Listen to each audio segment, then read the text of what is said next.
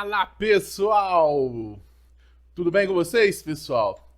Eu sou o professor Galvão, professor de Geografia do Escola Online, e nós voltamos! Eu sei que vocês estavam morrendo de saudade dos nossos vídeos sobre os planos de estudos tutorados do governo de Minas Gerais. Eu, inclusive, aproveitei e fiz uma musiquinha. Tem aquela música do Dennis DJ que ele começa: o Dennis chegou! Agora é: o Pet voltou! O Pet voltou! Ou se não, existe uma música lá de 2009 que é o Pet, é o Pet, é o Pet, é o Pet, é o Pet, é o Pet. Pessoal, existem várias formas da gente vibrar, da gente, como eu posso dizer, ficar feliz pelo Pet. Uma delas é assistir nossos vídeos aqui. Pessoal, não se esqueçam de nos seguir nas nossas redes sociais. Acesse nossa plataforma www.plataformaescolaonline.com.br. Nos siga no Instagram, se inscreva no nosso canal. Pessoal, eu sou o professor Galvão, professor de Geografia do Escola Online.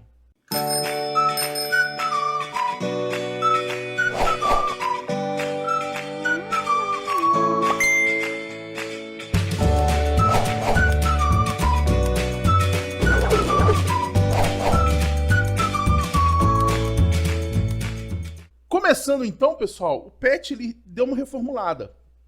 Esse ano passado, lá no segundo ano, nós tínhamos PETs com a teoria e o exercício. Agora ele não traz pra gente a teoria, porque provavelmente vocês estão tendo alguma forma a aula, seja ela presencial ou remota, mas o PET em si, ele tá trazendo conteúdos mais extensos. Pelo que eu entendi a proposta do PET, a gente tem um número menor de PETs com conteúdos mais extensos. Por isso, o nosso vídeo hoje, pessoal, ele será um vídeo um pouco maior do que o convencional. Se antes nós tínhamos vídeo ali de 15, 20 minutos, eu imagino que os vídeos agora serão um pouco maiores, porque é um conteúdo mais extenso. E para vocês que estão no terceiro ano e pretendem fazer o Exame Nacional do Ensino Médio, o Enem, fiquem espertos. É um dos conteúdos que mais cai dentro do Enem, que é justamente a questão da geografia agrária, beleza? O tema dessa semana é geografia agrária. Então vamos parar de enrolar e vamos para o conteúdo para depois a gente chegar nos exercícios. Pessoal, agropecuária, agricultura mais pecuária. Dessa forma nós temos a agropecuária tradicional, que são sistemas agropecuários mais antigos, como a agricultura itinerante. A agricultura itinerante, pessoal, para quem não sabe, é uma agricultura bem rudimentar, onde o sujeito chega numa área, desmata ela, produz sem grande quantidade de técnica, sem uma tecnologia exercida na produção. Quando aquela área se torna improdutiva, ou seja, ela já está diminuindo sua produção, ela está degradada, o que ele faz? Ele troca a área de produção, desmata uma nova área e volta a produzir, deixando aquela área lá infértil, de baixa produtividade, de lado. Ou seja, existe um impacto ambiental na agricultura itinerante. Só que vários povos antigos faziam agricultura itinerante, só que as áreas utilizadas, pensando no contexto global, eram pequenas. Por isso, o impacto no âmbito global também era pequeno, beleza? Por exemplo, eles usavam o fogo para limpar as áreas para cultivo. Um grande exemplo que nós podemos dar. Agricultura de subsistência. A agricultura de subsistência é quando o sujeito produz com o principal objetivo o seu sustento, ou seja, ele produz para ele consumir. Então ele produz o arroz, o feijão, o milho. Então nós falamos de uma agricultura muito diversificada, uma agropecuária diversificada. O sujeito tem lá sua vaquinha para tirar o leite, ele vai ter as galinhas para ele se alimentar, ele vai arroz, feijão, milho, uma horta bem diversificada, mas não com o principal objetivo a comercialização. Ele pode comercializar o seu produto? Claro que sim, é comum ocorrer excedentes na produção, mas ele vai vender aquele produto ou trocar aquele produto com o objetivo de suprir alguma necessidade dele. Uma ferramenta nova que ele precisa, ou um produto que a produção dele foi muito ruim, ele vai com excedente de outra coisa, ele acaba vendendo o dele para comprar outra coisa. Então, a agricultura de subsistência pode ter comercialização? Até pode, mas não é o principal objetivo. A agricultura de subsistência, ela entra dentro da agricultura familiar. Toda agricultura de subsistência é uma agricultura familiar, mas nem toda agricultura familiar é uma agricultura de subsistência. A agricultura familiar é quando membros de uma mesma família participam da produção, apenas eles. A agricultura familiar pode ser para o seu sustento, sendo de subsistência, mas também pode ser para comercialização, aonde nós temos agricultura familiar em pequenas propriedades. A agricultura familiar ela é responsável no Brasil por 60% a 70%, ou até um pouco mais de 70% da produção de alimentos no nosso país. Ela é extremamente importante para a produção de alimentos. Plantation, nós temos que lembrar da plantation lá no Brasil Colônia, né? Mão de obra escrava, grandes propriedades de terra, produção voltada à exportação, beleza? E nós temos também a plantation moderna, que está muito mais ligada a uma agropecuária moderna, que é o que a gente vai falar agora. Pessoal, quando nós falamos de agropecuária moderna, nós temos que pensar na agropecuária comercial, a agricultura comercial e a pecuária comercial, onde o sujeito produz não de acordo com o que ele acha legal. Não, ele produz de acordo com as demandas do mercado, beleza? Você, normalmente, na agropecuária moderna, na agropecuária comercial, você produz para o mercado. Então, a agropecuária comercial no Brasil é responsável por uma grande parcela das exportações do nosso país. E falando na agropecuária comercial, nós falamos de grandes propriedades de terra, tecnologia na produção, muito maquinário, beleza? Baixa mão de obra, porque a máquina acaba substituindo o ser humano. Além disso, ela possui uma atividade industrial muito próxima dela. Aí vem aquela questão do campo e a cidade, né? Porque muita gente acha que o campo é dependente da cidade. Não, é uma dualidade que existe aí. Ambos necessitam um do outro, beleza? Um grande exemplo da gente pensar, de quebrar essa questão que o campo é um local desprovido de tecnologia, de técnico local ultrapassado, é a agroindústria. A gente observa que existem a criação de complexos agroindustriais em áreas próximas às grandes produtoras. Por quê? Porque a partir do momento existe aquela demanda, existe aquela necessidade de ter uma indústria ali pela produção agropecuária, então elas se instalam ali. Indústrias de semente, de tratores, de ração, indústrias alimentícias. Então todo um complexo industrial que se encontra no campo devido às ações, às práticas do campo, nós podemos chamar de agroindústria, ou se for um grande conjunto de indústrias, complexos agroindustriais. Então fiquem espertos, porque campo já foi pensamento de local atrasado, desprovido de técnicas e tecnologia. Atualmente o campo ele está completamente inserido na modernidade, beleza? A Revolução Verde, pessoal, foi um plano criado entre grandes instituições junto com os Estados Unidos com o objetivo de desenvolver a agropecuária em alguns países, como o Brasil. De que forma? Olha, nós queremos desenvolver a agropecuária para aumentar a produtividade, para erradicar a fome. Bacana. Então vamos investir em tecnologia nesses locais. Se investir em tecnologia, investiu. Aumentou a produtividade? Aumentou. Erradicou a fome? Não, pelo contrário, aumentou a desigualdade social. Ué, por quê? O problema da fome não é um problema de produção de alimento, pessoal. O problema da fome é um problema de desigualdade. Se tem dinheiro, você come. Se você não tem dinheiro, você não come. Ah, professor, mas não produz alimento para todo mundo. Pô, se tiver gente com dinheiro para comprar comida, eles expandem as áreas de produção. Não tem problema. Então, pessoal, a Revolução Verde ela ajudou a aumentar a desigualdade. Por quê? Mais tecnologia no campo, o grande produtor aumenta sua produção, demite seus trabalhadores, porque agora nós temos uma grande quantidade de maquinário na produção, grande número de trabalhadores desempregados no campo. Além disso, os pequenos proprietários eles não têm acesso a esses avanços. Por quê? Ele não tem dinheiro, ele não tem capital, ele não tem possibilidade de investimento como grande produtor. Então, a Revolução Verde, ao invés dela erradicar a fome, diminuir a fome, ela aumenta a desigualdade no campo, mas aumenta a produção. Pessoal, pensando na agropecuária brasileira, né? Vamos lá, no Brasil Colônia, nós temos plantation a partir das Seis Marias, porções de terras que eram cedidas às pessoas para que eles pudessem torná-las produtivas. Nós temos ali os ciclos econômicos, pensando na agropecuária, ciclo do café, ali mais no final do Brasil Colônia, ciclo da cana-de-açúcar, beleza? Em 1850, nós temos a primeira lei que delimita a compra de terras no Brasil, que é a Lei de Terras, que acaba agravando o problema da desigualdade no campo, porque a Lei de Terras diz que para você ter direito à terra, é necessário que você a compre. Quem vai comprar terra é quem tem dinheiro. Então, os grandes fazendeiros acabam expandindo seus terrenos, expandindo as áreas produtoras, enquanto o pequeno proprietário, o cara que trabalha no campo, escravo, até mesmo em 1850 nós ainda temos, ele não tem essa possibilidade. No século XX, a crise de 29 dá fim justamente ao ciclo do café, né? A gente observa que o ciclo do café ele perde a força e faz com que o Brasil, inclusive, seja meio que obrigado a se industrializar.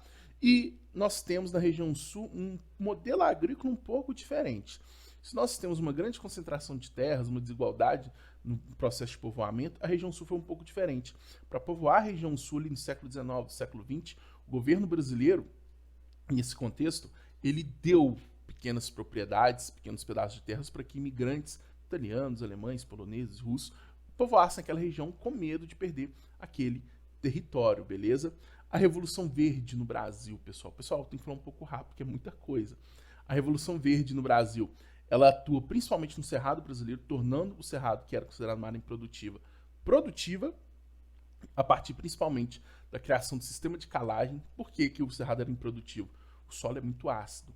Como que você tira a acidez do solo? Jogando algo básico. Por exemplo, a cal, o calcário. Por isso se chama calagem. Dessa forma, com a calagem se melhora, diminui o pH do solo, aumenta o pH do solo, diminui e fica mais ácido, aumenta e deixa ele mais básico, que possibilita o cerrado se tornar uma área agrícola. E algo muito importante para que esse cerrado tenha expandido tanto a agropecuária. O cerrado é muito agricultável. Solos em vários lugares profundos, ou seja, resistentes, relevo plano, que possibilita a inserção de maquinário. Beleza? Pessoal, a estrutura fundiária, ou seja, como é a distribuição de terras no Brasil? Existe uma delimitação na forma como se classifica as propriedades. Primeiro, existe um conceito, módulo rural ou módulo fiscal. O módulo fiscal são conceitos diferentes, tá, gente? O módulo fiscal é a quantidade, em média, que uma pessoa precisa ter de terra para que ela consiga se sustentar naquele ambiente. Aqui na cidade de Viçosa, onde eu moro, o módulo fiscal é 22 hectares, ou seja, para uma família se sustentar de forma digna em Viçosa, em média, ela tem que ter 22 hectares de terra. Em Canaã, que é a cidade da minha família, um abraço para moçada bonita de Canaã. Se tiver alguém de Canaã aí, marca aí, eu sou de Canaã. O módulo fiscal, pessoal, é em torno de 30 hectares de terra, beleza? Professor, o que seria o módulo rural? A gente tem que entender que mesmo dentro de um município, existem propriedades locais que são mais propícias ao cultivo e menos propícias. Então, o módulo rural, ao invés de ser uma média do município, leva em consideração cada propriedade de forma particular. Então, se sua propriedade tem um solo muito fértil, completamente plana, o módulo rural vai ser menos de 22 hectares aqui em Viçosa, porque é uma propriedade muito produtiva. Agora, se for uma pirambeira, vai ser mais de 22 hectares, porque áreas muito íngremes são ruins para, por exemplo, a produção. Dessa forma, vem alguns conceitos. Minifúndio, propriedades que possuem menos de um módulo fiscal. Em Viçosa, todas aquelas propriedades que possuem menos de um módulo fiscal é um minifúndio. As pequenas propriedades possuem entre 1 e 4 módulos fiscais. As grandes propriedades, acima de 15 módulos fiscais. Cuidado, latifúndio. Existem diferentes conceitos para latifúndio. O que mais é utilizado? Latifúndios são propriedades com mais de 600 módulos fiscais. Beleza? Aí nós temos também o latifúndio por exploração, que são propriedades que não possuem o uso, não são exploradas. Tanto no ambiente urbano como no ambiente rural, pessoal, você é obrigado a dar uma função à terra. Você não pode especulá-la. Na teoria, isso é ilegal. Por exemplo, você comprar um sítio e esperar ele valorizar para vender ele. Comprar um lote e esperar ele valorizar para vender ele. Na teoria, isso é ilegal. Por quê? Parte do pressuposto que existem pessoas que querem ter uma propriedade, pessoas que querem ter uma casa, mas não tem porque não tem condição de ter a terra. E você está simplesmente segurando aquela terra. Então, na teoria, perante a lei, isso é ilegal. Quais são as características dos latifúndios? Como são gigantescas propriedades, monoculturas, ou seja, produzem apenas uma coisa ou uma ou duas no máximo, voltados à exportação e utilizam a agricultura comercial com alto grau de tecnologia. Pessoal, vamos falar agora dos conflitos no campo, né? Primeiro, esse mapa aqui, deixa eu fazer, aqui, ó, estão vendo? Acho que minha cabeça aqui está tampando um pouco. Esse mapa ele demonstra as áreas onde se tem maior quantidade de violência no campo. Observem que a maior incidência está aqui no leste do Pará. Uma região muito famosa, pessoal. Isso daqui foi questão do Enem de 2009, a região do Bico do Papagaio. Por que essa região? Nós temos todo um contexto de mineração, ali na década de 80, a área de Serra Pelada. Nós temos o contexto da mineração de Carajás. Então nós temos uma expansão populacional nessa região do leste do Pará e, principalmente, uma violência pela posse da terra, vinculado justamente a atividades ilegais, a posse da terra como a grilagem. A pessoa fala que a terra é dela, falsifica um documento. E como que eles decidem? A partir da lei da bala, beleza? E nós temos outros ambientes no Brasil onde nós temos justamente também um alto índice de violência no campo, como, por exemplo, ali a divisa de Santa Catarina com o Paraná, o norte do Espírito Santo, partes ali do norte da Bahia e assim por diante. Então, pessoal, o que é o avanço da fronteira agrícola do Brasil? A fronteira agrícola são as novas áreas, é o avanço das áreas produtivas. A fronteira agrícola ali no final do século XX passou pelo Cerrado. E atualmente ela margeia a Amazônia, pegando o sul e o leste da Amazônia. Opa, coincidência ou não, são áreas com grande quantidade de conflitos no campo, onde eles desmatam para produzir. E que forma ocorre esse desmatamento? Primeiro, queimadas. Opa, coincidência ou não, olha a quantidade de queimadas que nós tivemos nos últimos 2 anos. Depois, inserção do gado, beleza? Porque o gado ele ajuda, por exemplo, a limpar a área. E depois o plantio da soja, tranquilo? É o avanço das frentes pioneiras que caiu no Enem de 2019. Não foi nesse último Enem, foi de 2019. O avanço das frentes pioneiras, onde pequenos proprietários ocupam aquele local, literalmente ocupam, depois repassam para grandes produtores de terras, beleza? As chamadas terras devolutas, por exemplo, as terras sem donos, que pertencem ao governo. A reforma agrária, né, pessoal? O que seria a reforma agrária? A reforma agrária seria a distribuição de terras não utilizadas para aqueles que não possuem terras, terras improdutivas privadas e até mesmo terras do governo, com o objetivo de justamente trazer uma maior igualdade no campo. Pessoal, a desigualdade no campo, no Brasil, é um dos principais motivos para que nós tenhamos no Brasil uma grande desigualdade social. Quando a gente pega vários países do mundo desenvolvidos, boa parte deles, eles são desenvolvidos porque não existe uma grande desigualdade no campo. Então essa desigualdade social é baixa justamente devido a um processo de reforma agrária que aquele país passou, ou um processo de ocupação mais igual, como foi nos Estados Unidos, que você chegava e ocupava, se não me engano, 5 acres de terra, que é algo em torno de 100 hectares, ou seja, uma propriedade de um tamanho legal, que dá para você produzir, não tendo uma grande concentração na mão de poucos, beleza? E essa iniciativa a respeito da divisão das terras, cuidado, muita gente pensa que a reforma agrária é justamente a pessoa chegar lá no seu sítiozinho lá, que você tem ali, sei lá, 10 hectares de terra, a pessoa ir lá e tomar você. Não é isso. A reforma agrária é pregada justamente às terras improdutivas, que não estão tendo uma função, e terras que pertencem ao governo para que sejam divididas para aqueles que não possuem e querem ter terra, mas não têm condições de comprá-la. A gente observa que as lutas pela reforma agrária, o primeiro grande movimento foi justamente as ligas camponesas no Nordeste, principalmente ali no estado de Pernambuco, onde ocorreu, na realidade, um movimento que nem era tanto pela reforma agrária, mas era justamente por melhores condições do trabalhador do campo. Existia, por exemplo, um costume naquela região que o trabalhador trabalhava um dia de graça. Ele dava aquele dia de presente para o patrão.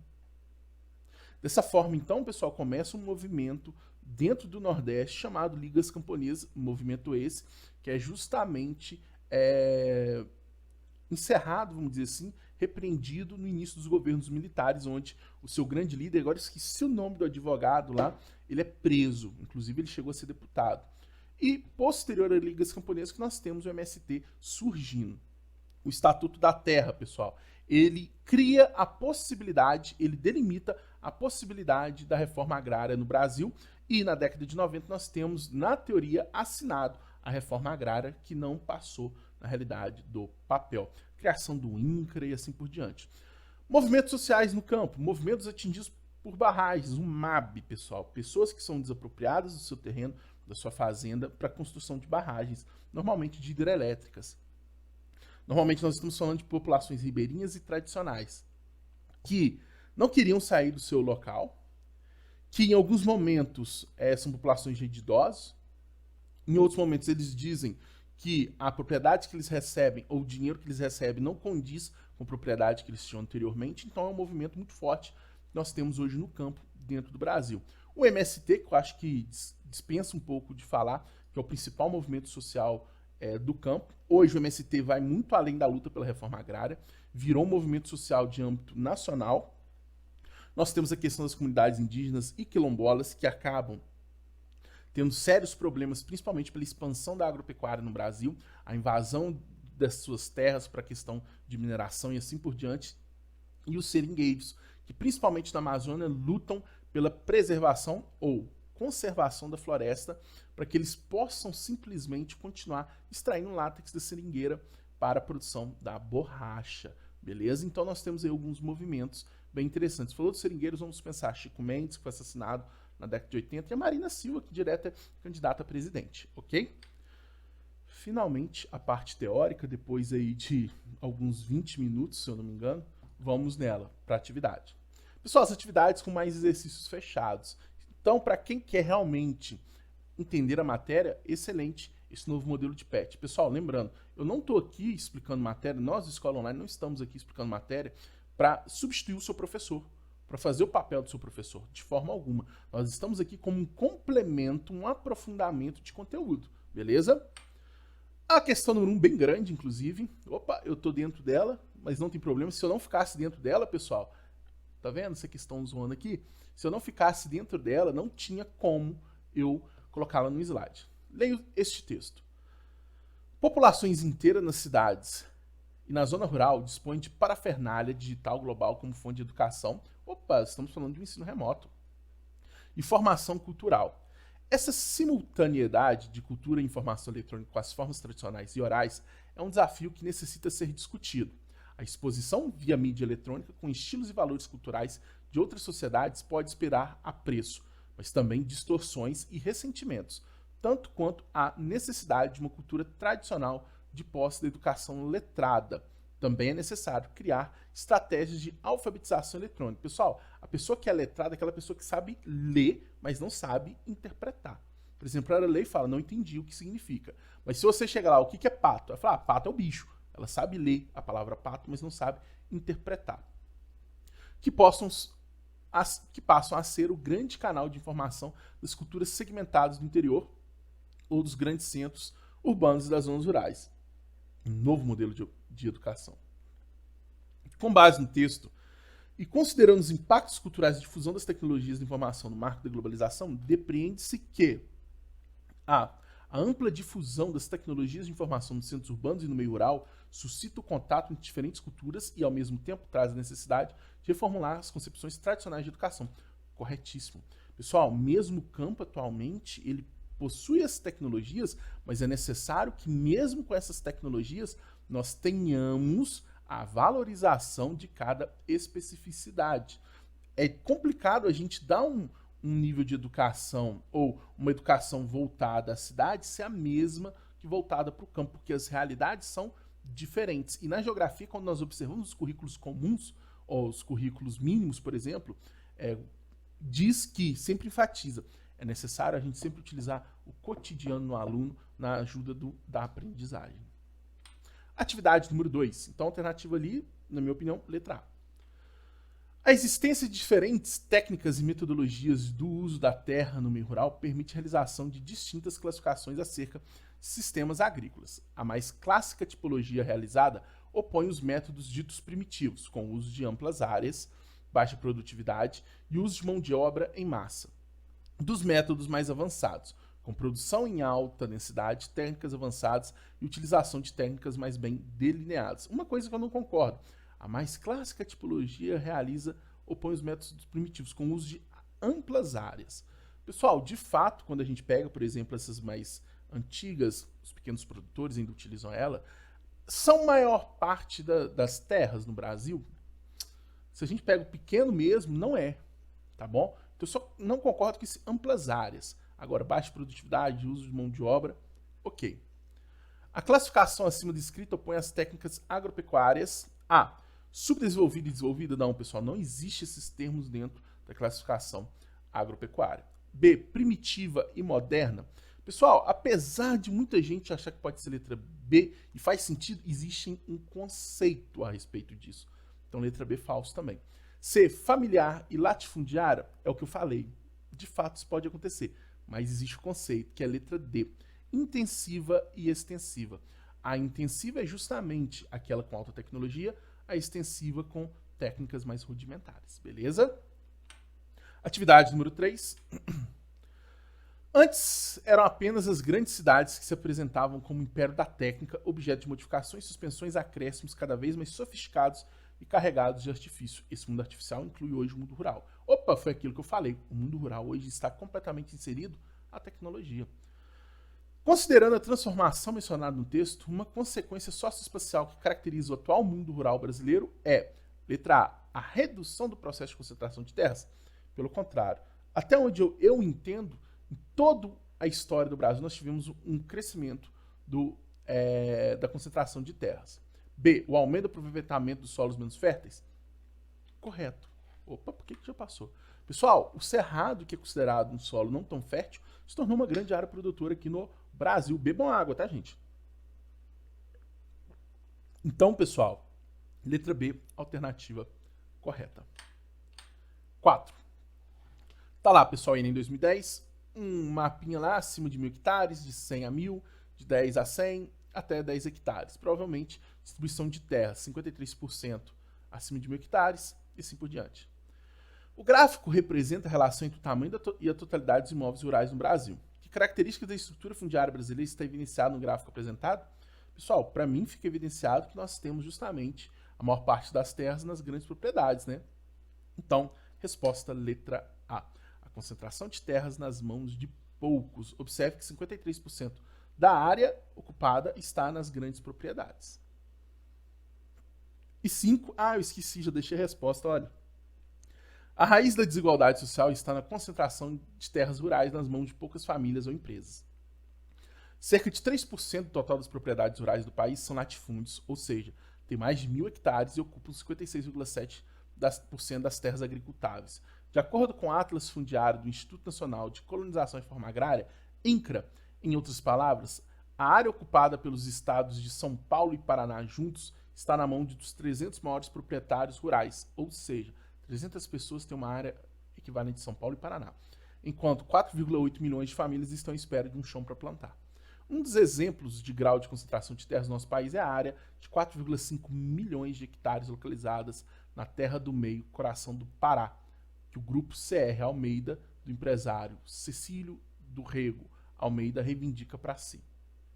Com base nesse texto, faça o que se pede. A. Relacione esse tipo de propriedade ao problema da migração rural urbana. Pessoal, grandes propriedades, agricultura moderna. Agricultura moderna, muito maquinário, pouca mão de obra. Pouca mão de obra, desemprego estrutural. Ou seja, um grande aumento do desemprego no campo que fez com que essas pessoas migrassem em busca de trabalho para as cidades. Beleza? Basicamente, a alternativa letra A é isso que ela pede pra gente. B. Identifique um reflexo social derivado da concentração de terras em nosso país. Pessoal, um reflexo social, na minha opinião, nós podemos ter justamente a desigualdade social. Mas talvez fique até redundante. Então a gente pode falar o aumento do desemprego no campo. Beleza? Então nós podemos pensar nesses dois fatores. Tranquilo? Pessoal, fecho dessa forma o PET número 1. Espero que vocês tenham gostado. Qualquer sugestão, deixe aí nos comentários. Se quiser elogiar, criticar de forma construtiva, fique à vontade. Estou à disposição de vocês. Vou bater aqui uma meta para vocês. Se nós tivermos mais de 3.000 visualizações nesse vídeo até dia 18, às 8 horas da manhã, para bater uma semana correto, para o próximo patch após dia 18, estarei careca com vocês, beleza? Pessoal, um forte abraço. Não se esqueçam de nos seguir nas nossas redes sociais, se inscrever no nosso canal, Tamo junto e até a próxima. Valeu!